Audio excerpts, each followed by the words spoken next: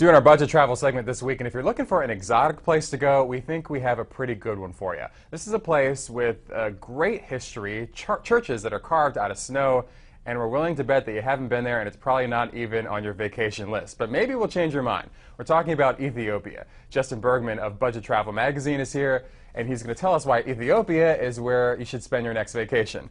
Really? Yeah, it's a really cool, new, interesting kind of idea to go and do this. These churches are about 800 years old, and they were carved into the stone beneath the ground. And you can see some pictures will show you that the earth around it was cleared out, and the churches were carved into the stone, which is still connected to the bedrock. And there are 11 of them in total. Oh yeah, there we see right there. I guess.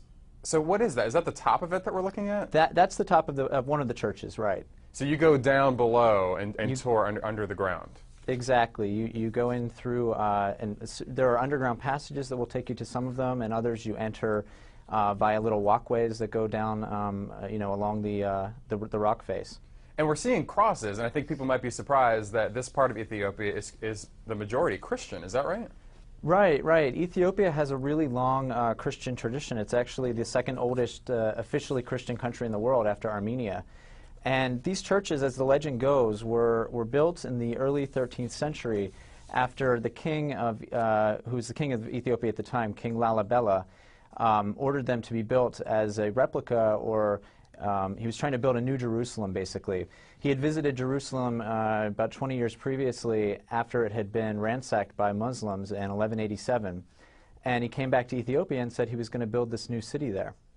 Well, you will definitely be, the hit at the next dinner party if you just went to Ethiopia. That'll trump everyone's Jamaica, Hawaii, and, Belize vacations, right? Right. It's just something new and kind of interesting. And getting there is really not that difficult either. There's a direct flight every day that goes from Washington to the capital, Addis Ababa, and it's about $1,270 round trip, which, compared to prices to Europe, isn't really that much more expensive.